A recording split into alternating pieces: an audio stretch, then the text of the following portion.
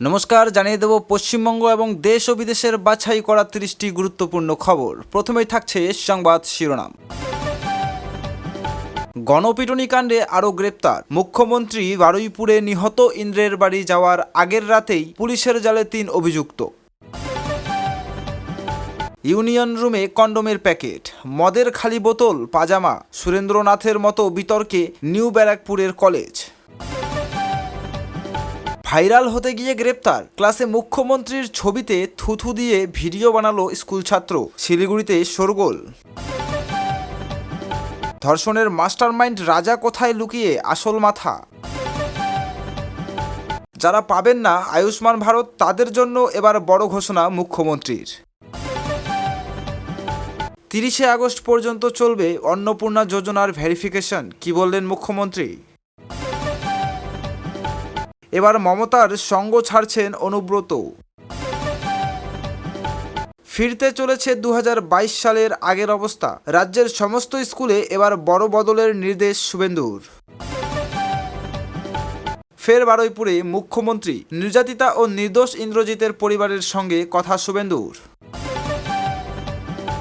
Bank অ্যাকাউন্টে 700 কোটি, অন্নপূর্ণার টাকা তুলতে গিয়ে চক্ষু চড়ক গাছ গৃহবধূর, ব্যাপারটা কি। বিজেপির নিচুতলায় তৃণমূলীকরণ হবে না, স্পষ্ট বার্তা শ্রমিকের।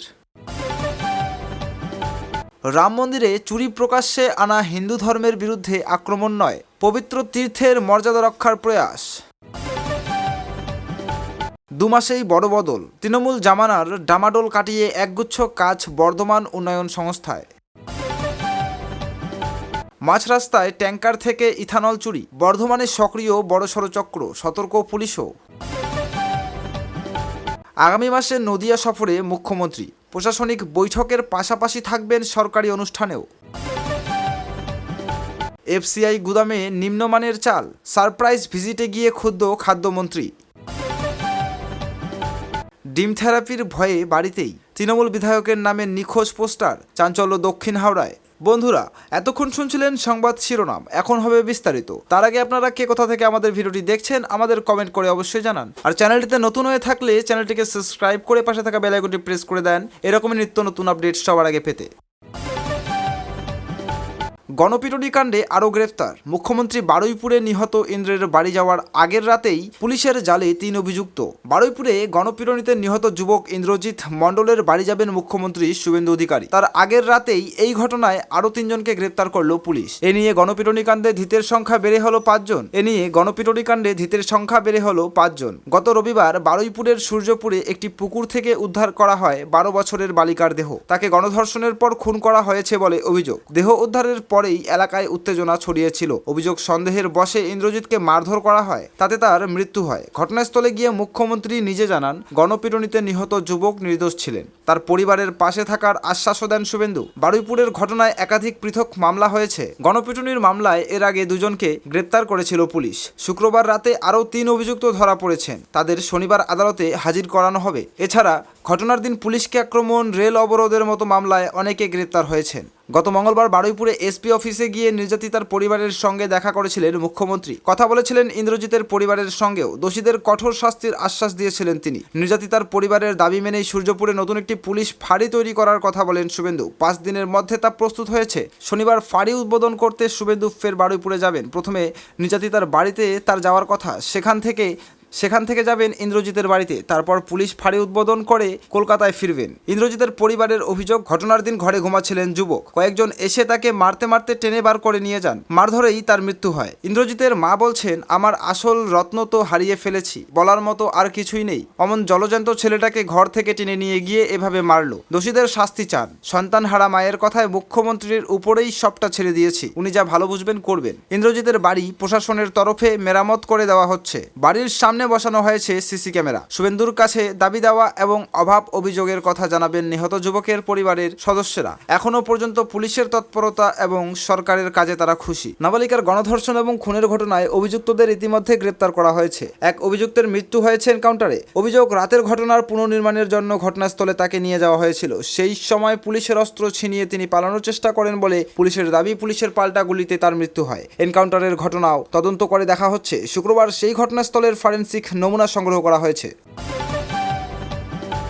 ইউনিয়ন রুমে কন্ডোমের প্যাকেট, মদের খালি বোতল, পাজামা, সুরেন্দ্রনাথের মতো বিতর্কে নিউ ব্যারাকপুরের কলেজ। বছরখানেক ধরে কলেজের ইউনিয়ন রুমে তালা ঝুলছে। শুক্রবার কলেজ কর্তৃপক্ষের উপস্থিতিতে সেই তালা খোলা হয়, আর তালা খুলে ঘরে ঢুকতেই হতবাক সকলে। ইউনিয়ন রুমের মধ্যে পড়ে কন্ডোমের প্যাকেট। শুধু তাই নয়, চারপাশে ছড়িয়ে ছিটিয়ে রয়েছে মদ, ঠান্ডা পানীয় বোতল, লাঠি সোটা, এমনকি বন্ধ ঘর থেকে পাওয়া গিয়েছে একটি পাজামাও। ঘটনাকে কেন্দ্র করে চাঞ্চল্য ছড়ালো নিউ ব্যারাকপুরের এপিসি কলেজে। ছাত্র সংসদের নির্বাচন দীর্ঘদিন না হওয়ায় আদালত বিভিন্ন কলেজ ও বিশ্ববিদ্যালয়ের ইউনিয়ন রুমে তালা ঝুলিয়ে দেওয়ার নির্দেশ দিয়েছিল। সেই নির্দেশ মতো নিউ ব্যারাকপুরের এপিসি কলেজের ইউনিয়ন রুমের দরজায় 2025 সালে তালা পড়েছিল। রাজ্যের পালাবদলের পর সম্প্রতি উচ্চশিক্ষা দপ্তর সব কলেজ এবং বিশ্ববিদ্যালয় কর্তৃপক্ষকে নির্দেশ দেয় ইউনিয়ন রুমের তালা খুলতে হবে। ঘরের ভিতর থেকে কি কি বস্তু পাওয়া যাচ্ছে তার তালিকা তৈরি করে রিপোর্ট আকারে উচ্চশিক্ষা দপ্তরে পাঠানোর নির্দেশ দেওয়া হয়। জানা গিয়েছে, উচ্চশিক্ষা দপ্তরের নির্দেশিকা মেনে শুক্রবার এপিসি কলেজের ইউনিয়ন রুম খোলা হয়। কলেজ সূত্রের দাবি, ইউনিয়ন রুমের দরজা খুলতেই ঘরের মধ্যে ছড়িয়ে ছিটিয়ে থাকা বিভিন্ন আপত্তিকর জিনিস পাওয়া যায়। তার মধ্যে রয়েছে কন্ডোমের প্যাকেট, মদের বোতলও। কেন এবং কিভাবে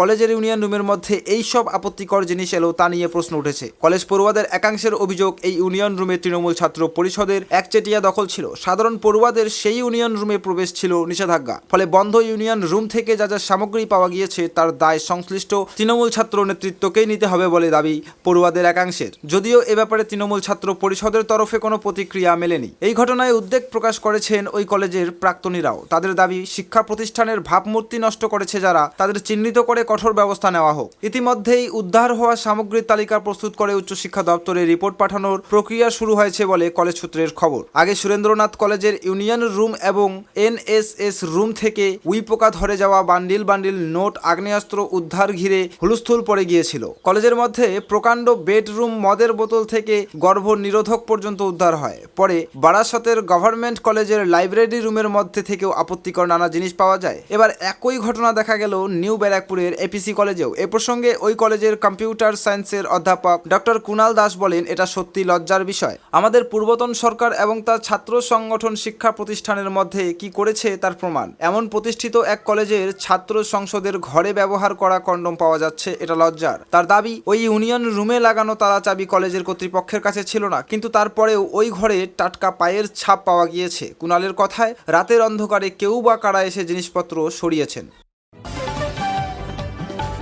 মুখ্যমন্ত্রী শুভেন্দু অধিকারীর ছবিতে থুতু ছেটানো, প্রস্রাব করা এবং তাকে নিয়ে কুমন্তব্য করার অভিযোগে একাদশ শ্রেণীর এক ছাত্রকে গ্রেপ্তার করল পুলিশ। বুধবার শিলিগুড়ির ঘটনা। স্থানীয় সূত্রের খবর, অভিযুক্ত ছাত্র শিলিগুড়ির তরাই তারাপথ আদর্শ বিদ্যালয়ে পড়াশোনা করে। সম্প্রতি তার একটি ভিডিও সমাজ মাধ্যমে ছড়িয়েছে। অভিযোগ, শ্রেণীকক্ষে বসে মুখ্যমন্ত্রীর ছবি নিয়ে আপত্তিকর ভিডিও বানিয়েছিল সে। 17 বছরের তরুণের কার্যকলাপের ভিডিও দেখে সমাজ মাধ্যমে শোরগোল হয়েছে। এলাকার অনেকেও ছাত্রের ভিডিও দেখেছেন। ডাবগ্রামে মাঠে বন্ধুদের সঙ্গে আড্ডা দেওয়ার সময় সেখানে স্থানীয় কয়েকজন তাকে ঘিরে শাসন করেন বলে খবর। তাদেরই কেউ পুলিশে খবর দিয়েছিলেন। জনরোষের হাত থেকে ছাত্রকে বাঁচাতে আটক করে থানায় নিয়ে যায় পুলিশ। তবে পরে ওই ছাত্রের বিরুদ্ধে স্বতঃপ্রণোদিতভাবে মামলা রুজু করেছে পুলিশ। বুধবার তাকে জুভেনাইল কোর্টে পাঠানো হয়েছে। ছাত্রের কাণ্ড এবং তা নিয়ে বিতর্কের প্রেক্ষিতে সংশ্লিষ্ট স্কুল কর্তৃপক্ষের বিরুদ্ধে তোপ দেখেছেন স্থানীয়দের একাংশ। এখন তরাই তারাপথ আদর্শ বিদ্যালয়ের পরিচালন সমিতি নেই, প্রশাসক নিয়োগ করে স্কুল পরিচালনা হচ্ছে। ওই স্কুলের প্রধান শিক্ষক অশোক নাথ বলেন, অত্যন্ত নিন্দাজনক ঘটনা, এটা কখনোই কাম্য নয়। এই ঘটনা ঘটেছে টিফিনের সময়, তখন শিক্ষক শিক্ষিকারা কেউ ক্লাসে ছিল না। মোবাইল নিয়ে ছাত্রটি কিভাবে স্কুলে ঢুকেছিল সেটা দেখা হবে। শিক্ষকদের দাবি, সমাজ মাধ্যমে ভাইরাল হতে গিয়ে এই কাজ করে ফেলেছে ছাত্রটি। শিলিগুড়ি পুলিশ কমিশনার সৈয়দ ওয়াকার রাজা জানান, ছাত্রকে জুভেনাইল কোর্টে পাঠানো হয়েছে। আদালত যা সিদ্ধান্ত নেবে সেই অনুযায়ী আগামী পদক্ষেপ করা হবে। ধর্ষণের মাস্টারমাইন্ড রাজা, কোথায় লুকিয়ে আসল মাথা? ইন্দ্রজিৎ নন, দোষীদের মুখে রাজার নাম। ধর্ষণের মাস্টারমাইন্ড কে? খোঁজ মিলল রাজার। কোথায় লুকিয়ে মাস্টারমাইন্ড? কে এই রাজা? পুলিশের সামনেই উঠেছে বারুইপুরের ঘটনার রহস্যময় রাজার নাম। মৃত প্রভাস মণ্ডল থেকে অভিযুক্ত আনন্দ সর্দার সকলেই বলেছেন তার কথা। যদিও গণপিটুনিতে মৃত ইন্দ্রজিৎ মণ্ডলের ডাকনাম ইন্দ্র, তাহলে রাজাকে আদৌ অস্তিত্ব রয়েছে তার? কি বলেছে গ্রাউন্ড রিপোর্ট? কি বলছেন ওরা? সত্যি কি হয়েছিল সেদিন?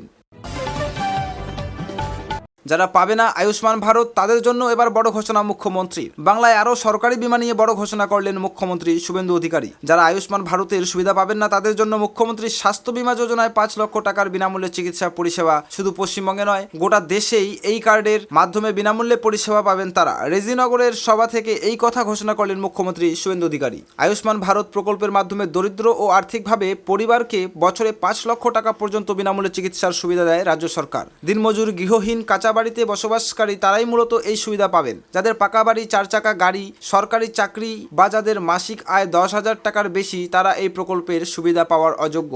5 একরের বেশি কৃষি জমি অথবা যন্ত্রচালিত চাষের সরঞ্জাম থাকলে তারা পাবেন না। পরিবারের কেউ আয়কর দিলে তারাও আয়ুষ্মান ভারতের পরিষেবা পাবেন না। আয় নির্বিশেষে 70 বছর বা তার বেশি বয়সী সকল প্রবীণ নাগরিক এই প্রকল্পের আওতায় 5 লক্ষ টাকার স্বাস্থ্য বীমা পাবেন। রাজ্যে এখন ঘরে ঘরে আয়ুষ্মান ভারত প্রকল্পের ফর্ম তোলার কাজ চলছে। তবে এই প্রকল্পের নির্দিষ্ট কিছু অর্থ সামাজিক মাপকাঠি থাকায় কারা কারা শেষ পর্যন্ত এর সুবিধা পাবেন আর কারা বাদ পড়বেন তা নিয়ে সংশয় তৈরি হয়েছে। যেসব পরিবার আয়ুষ্মান ভারত প্রকল্পের নিয়ম অনুযায়ী যোগ্য নন তাদের জন্য পশ্চিমবঙ্গ সরকার মুখ্যমন্ত্রী স্বাস্থ্য বীমা যোজনা চালু করেছে। সমপরিমাণ 5 লক্ষ টাকা পর্যন্ত ক্যাশলেস চিকিৎসার সুবিধা দেওয়া হচ্ছে। 30 আগস্ট পর্যন্ত চলবে অন্নপূর্ণা যোজনার ভেরিফিকেশন। কি বলেন মুখ্যমন্ত্রী? চলছে ফর্ম ফিল আপ, ঢুকছে টাকা, কিন্তু অন্নপূর্ণা যোজনা নিয়ে চাপান্তরের অন্ত নেই। পুরোদমে চলছে ভেরিফিকেশন, কিন্তু টাকা ঢুকবে কি ঢুকবে না তা ভেবেই কপালে চিন্তার ভাঁজ চওড়া হচ্ছে বড় অংশের মহিলাদের। যদিও এরই মধ্যে মুর্শিদাবাদের সভা থেকে বড় আশ্বাস বাণী দিলেন মুখ্যমন্ত্রী শুভেন্দু অধিকারী। তার সাফ কথা, কোনো প্রকৃত প্রাপকই অন্নপূর্ণা যোজনার অর্থ থেকে বঞ্চিত হবেন না। তবে অযোগ্যদের শিকে যে কোনোভাবেই ছিড়বে না তাও বললেন জোর দিয়ে। রেজিনগরের সভা থেকে শুভেন্দু বললেন, আমরা ইতিমধ্যে অন্নপূর্ণা যোজনার টাকা 1,20,00,000 মহিলাকে দিয়েছি। সেই প্রক্রিয়া 30/8/2026 পর্যন্ত চলবে। ভেরিফিকেশন হবে, প্রতিটা যোগ্য প্রাপক টাকা পাবে, অযোগ্যরা বাতিল হবে, একজনও প্রকৃত দিদি বোন বাদ যাবে না। আলাদা করে তুলে আনেন মুর্শিদাবাদের পরিসংখ্যানও। বলেন, এই জেলায় 15 লক্ষ দিদি বোন আবেদন করেছিল। আমরা বর্ণ, ধর্ম, দলমত নির্বিশেষে 12 লক্ষ মহিলার অ্যাকাউন্টে 3,000 করে টাকা 1 জুলাই দিয়েছি। প্রসঙ্গত, সদ্য বহু মহিলাই অ্যাকাউন্ট স্ট্যাটাস চেক করতে গিয়ে দেখেন তাদের আবেদন বাতিল হয়ে গিয়েছে। পরবর্তীতে দেখা যায় সেগুলি আন্ডার এনকোয়ারিতে চলে গিয়েছে। সূত্রের খবর, সরকারের বেঁধে দেওয়া গাইডলাইন মোতাবেক সমস্ত শর্ত পূরণ হচ্ছে কিনা তাই এই ক্ষেত্রগুলিতে আরও একবার খতিয়ে দেখছে প্রশাসন। চলছে ভেরিফিকেশন।